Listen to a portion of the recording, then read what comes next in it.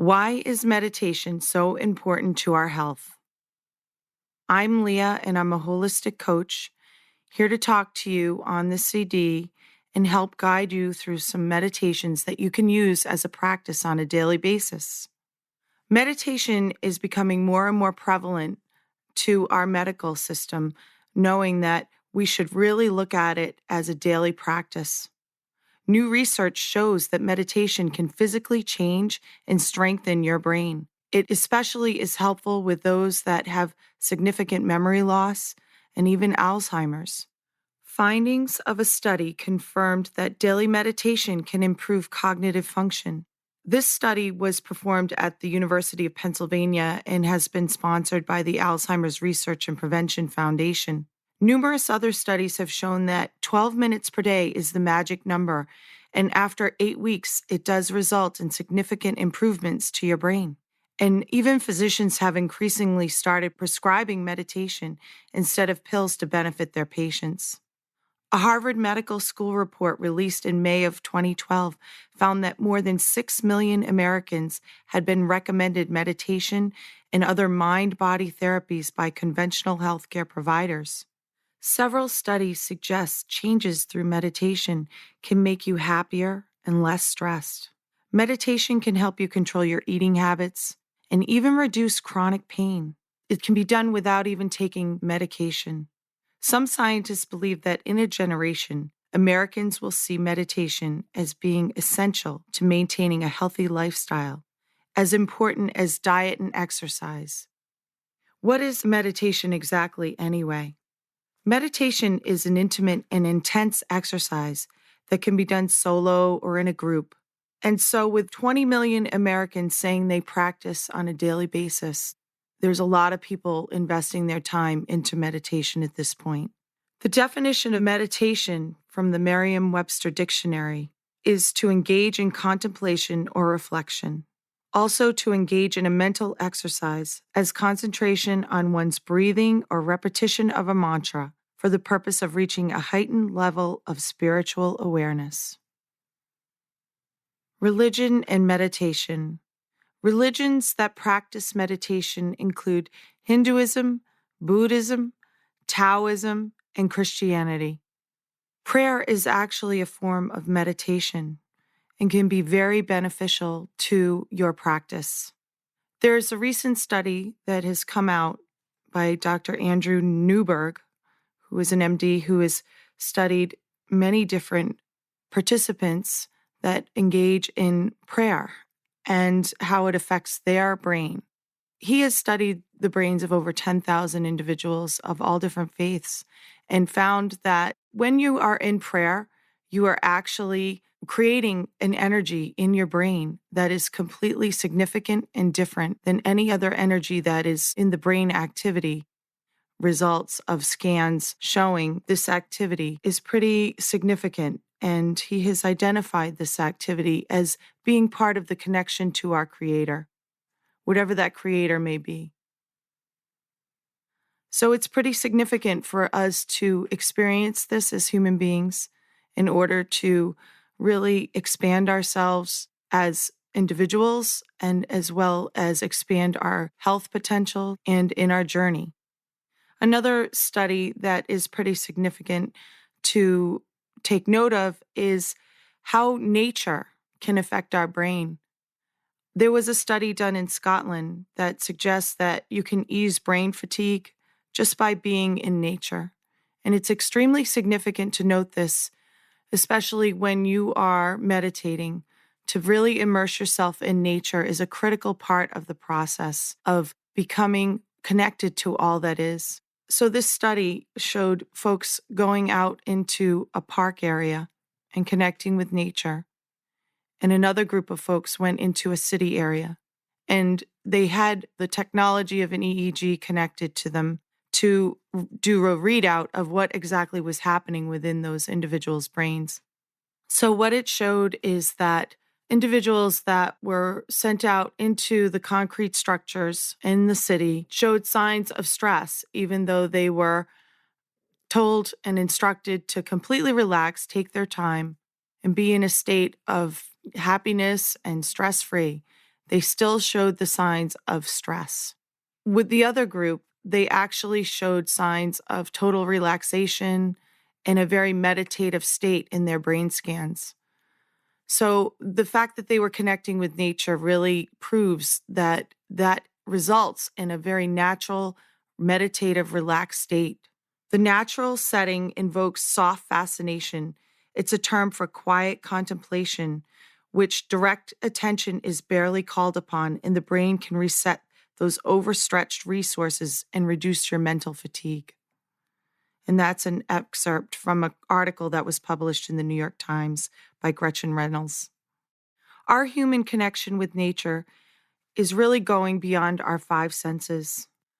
When in nature, the beauty of the birds and the feel of the sunshine on your skin, really recognize and appreciate this aspect of nature, and you will be living abundance.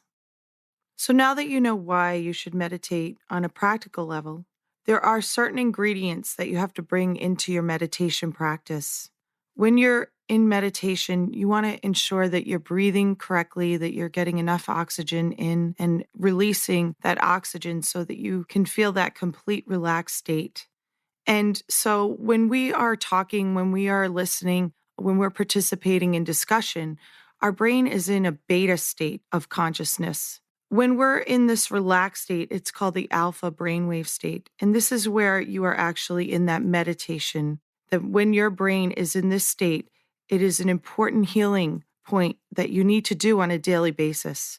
Right now, I'm in a beta state where I'm talking, I'm speaking. You're probably in a beta state as well, listening, responding. When you're in conversation, you're in beta state. What you want to achieve in meditation is actually an alpha brainwave state.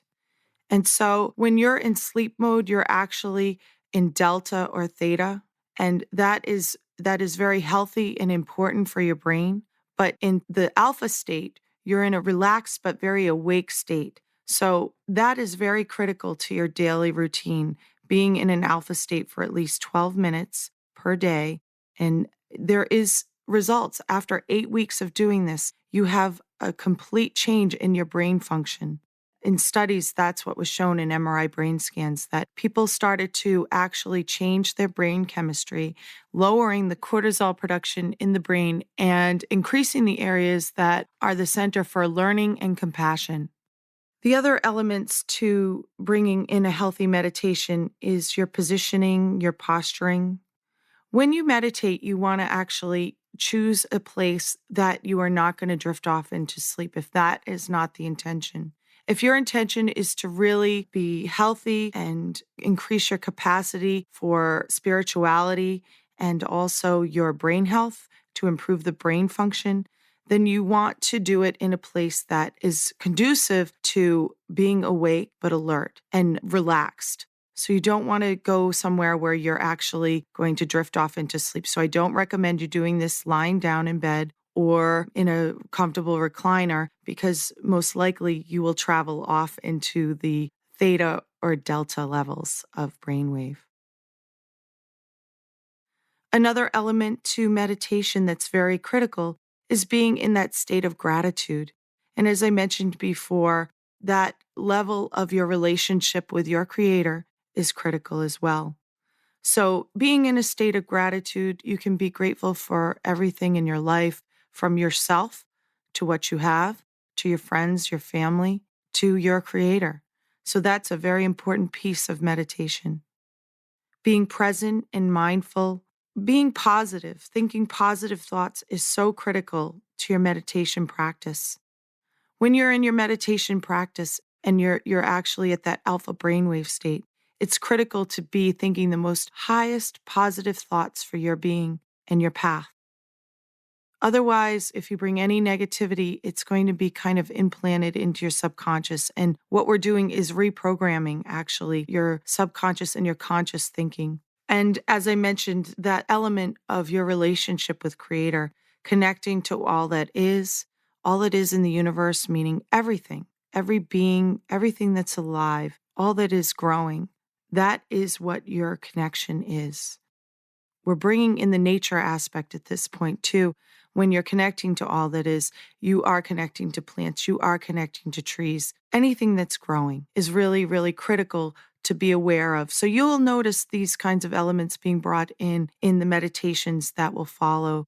So a daily practice is imminent. It is critical to do it on a daily basis. And it's being shown through studies, but it's also being shown through our humanity. Those that meditate are experiencing a more peaceful state of being every day. It's not something that just occurs only during meditation.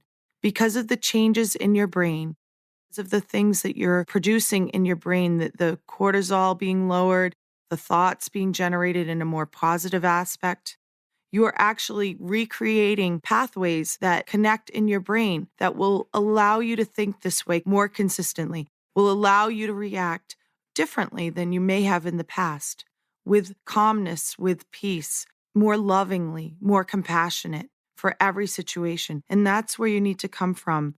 That will help you grow as a human, that will help you stay in the place of peace, and that will actually preserve your health in the best way possible. So, outrageously successful people practice it daily. There was an article recently that showed some of the most successful people in our world today have one common daily practice, and that is meditation. Meditation is done by Oprah Winfrey, Ray Dalio, the billionaire founder of Bridgewater Associates, Rupert Murdoch, chairman and CEO of News Corporation. The Energy Project CEO, Tony Schwartz, has been meditating for over 20 years. Bill Ford, executive chairman of the Ford Motor Company, practices meditation. And Larry Brilliant, CEO of Skoll Global Threats Fund and former director of Google.org. All of these people contribute their success partially to meditation and their daily connection with Creator. It is a significant practice that you should consider doing on a daily basis. If you could just take 15 minutes a day to set aside in the morning to practice your gratitudes, your breakthroughs, and your connection with Creator, you would reach that level that would help you enhance your life and your journey. So we are going to take a moment, and I'm going to be presenting many different meditations for you to experience on a daily basis, to help guide you if you feel that just being quiet is not for you and you need something more to guide you. These meditations are timed so that you will meet that 15 minutes or 12 minutes, depending on how long you want to sit in meditation. They are also including all of those components that I spoke of, those ingredients of a healthy meditation. They bring you into the state that you need to, and they help you connect with Creator. So with that being said, I want you to really consider your first meditation here as a step on a new journey for you to expand and become a healthier creator of your own meditations as well. Let's get started.